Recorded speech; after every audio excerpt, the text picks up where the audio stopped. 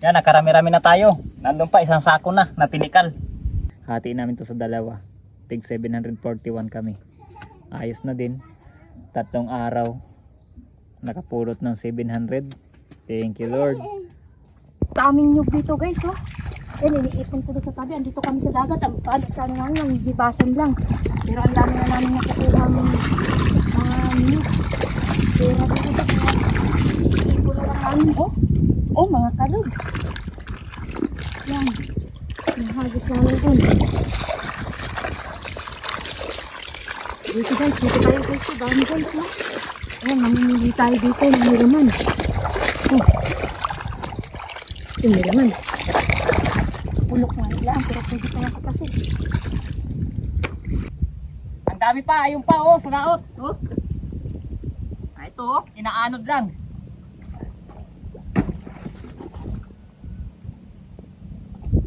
Dami. Ayan oh. May nyug oh. Mukhang may laman ito. Ay meron. Mal. Gaganda ng nyug, ipunin ko pala, oh. Ay, dami. Ayun pa, oh. Ay, dami. Parang nagkopra sa bundok. Oh, dito pa, oh. Dami, guys. Oh, pira ito. Nag-aanod na. Ay, marami na, oh. Sayang din sana ng bao, ano, mauling. Tarata ko doon ay asimutin ko na sana eh. Ay, gasay ko tabi-tabi. Ganda ng pagkatimbon. Yung pala na itimbo na. Kailangan biakin sa 4 para mabilis matikal.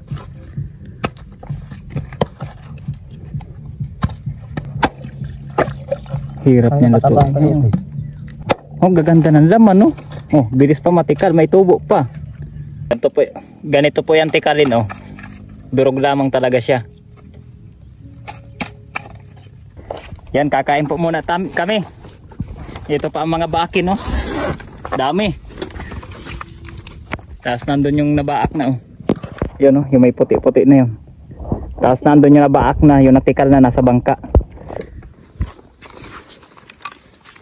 Kain, walang nahuling kilawin. Itlog na lang. Ha? Nagaano? Guno. May ko eh. So, bigyan mo kutsara kay Nonoy at mabango ang kamay niyan.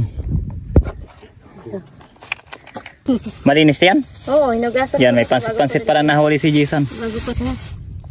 Oo, may ano pa. Pag na yan, natanggalan ko na yun. Ayan. Ito mga kukuprahin natin dito sa dagat, oh. May pira talaga dito sa kon. Galing sa baha. Ulam natin itlog. Ito lang ang kilawin na nahuli, oh.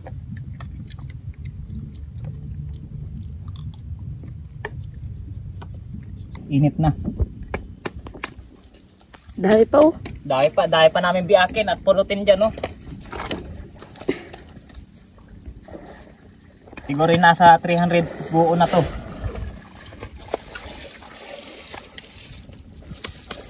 Iipunin lang natin ang iipunin, tapos bukas natin baka tatapan o sa isang araw. Ayan si Kalay. Si Kilay. Ay! Oh, bali. Tigas na nung iba.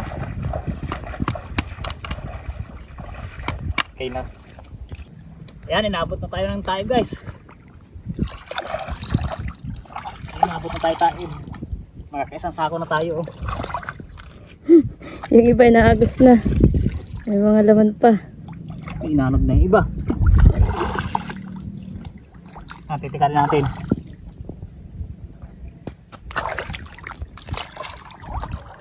Yan, oh, may tubo pa, oh. Pwede sa sarap. Harap.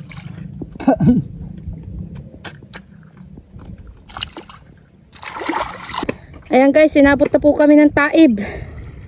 Ito po yung nakuha ni Kuya JR. Nahayog po siya ay. Tapos ayun po yung isang sako namin. Meron yan, may mga laman yan. Dami. Makakabili tayo ng bigas nito. May pang bigas-bigas na.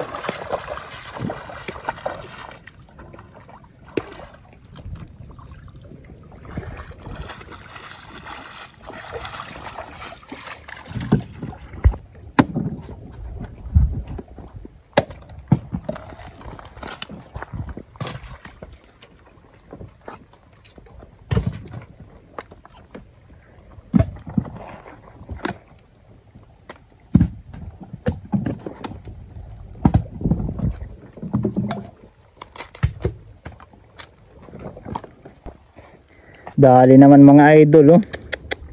Naputol ang dulo ng itak ko. Sayang. Pagtikal ko dito, oh. Pagtikal ko dito, sayang naman. Sayang guys, oh. Ang laking hasain nito. Gaarimuhan tayo eh, nadali naman ang itak. Sagay, ganyan lang talaga. Di bali, magagamit pa naman to. Ayan, yan na po lahat yung amin nakuha. At saka mayroon pa dito. At saka may isa pa doon. Tapos dadagdagan natin yung bukas na maga para bukas na hapon na lulutuin. Yan ang arimuhan din yan. Para may pang 50 kilos na ang amin nakuha ngayon. Laking bagay na yan. Good morning. Ayan, ikalawang araw ng aming pangunguha ng niyog. Ngayon ay umagap kami alas 3. Sana ay marami pa kayo mapulot, oh. Pero marami pang mga basura-basura na padpad. Ayan, oh. Burok? No? Ba pwede pa yung pan? Matigas. Dala sa hugas yan. Yan, medyo may amoy lamang po talaga. Pero hugasan na namin. Pandagdag din, oh. Matigas pa naman. Nakuha lang tayo doon pandagdag sa nakuha natin kahapon. Ayan, may mga napapuro tayo dito, arimuhan na, oh. Ipon din lang natin dyan, oh. Ayan, may mga laman po yan, oh. Babad lang. Tingin pa kita, oh, yun pa. Dami, ano. Oh, parang nangangawit lang sa nyugan. Una, ito pa, oh. Hi, good. Ayan, ito na lamang po ang nakuha namin ngayong pan. Ikalawang araw, wala nang umanog. So, siguro naman ay baka hindi naman bababa sa 5 kilo pag naluto na. Ayan. Tapos nakapuro tayo ng mga lubid. Pwede pantali sa gagawin nating kulungan ng manok. Tatali na lang natin. Ayan. Abangan nyo naman, magluluto tayo mamaya. Dito na tayo agad sa kati, ano. Bali dito namin idinala na at walang panggatong dun sa tabing dagat. Mga basa ang dahil sa ulan. Buti dito may mga tira kami, mga balat-balat ng nyug. Ayan. Tapos mga dahon ng niyog, yan lang ang aming igagatong. Ayan po lahat yung amin nakuha, oh. Isang sako po yan lahat. Isang sako na yung ganyan sa bimig. Sinakay pa namin yan sa motor mula dagat. Kita nyo naman kanina, nandun lang tayo sa dagat, ano. Ayan, lakas na ng apoy guys. Ayos yan. Mag-iintay lang tayo ng ilang paag, ilang gatong lang. Bantayan po itong aking pagtatapan dahil pag lumiyab yan, sobrang lakas niya, no? At puro tuyo yan na mga dahon-dahon ng niyog. Ayan, natapos na po natin lutuin. Ito lang lahat ang naluto natin, no? Nung hindi pa yan luto, isang puno dito, tapos meron sa mababang sako nung naluto na. Yan na, nagresiko. Dadalhin natin sa timbangan para maging pira na yan. Yan, pipirahin na natin.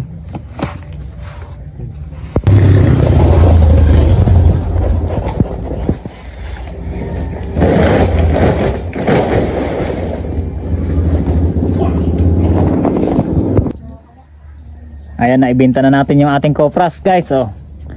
Ito ang naging timbang niya. Naka 41 kilo tayo. Binawasan ng 2 kilo. Di 39 lang times 38. Wow, 38 na palang kopra. Nakapira tayo ng 1,482. Ito lang yung pira ngayon dahil na dumaan na kami doon sa tindahan. Naipamili na. Ayos. Thank you Lord. 3 araw na trabaho. Bali maghahati kami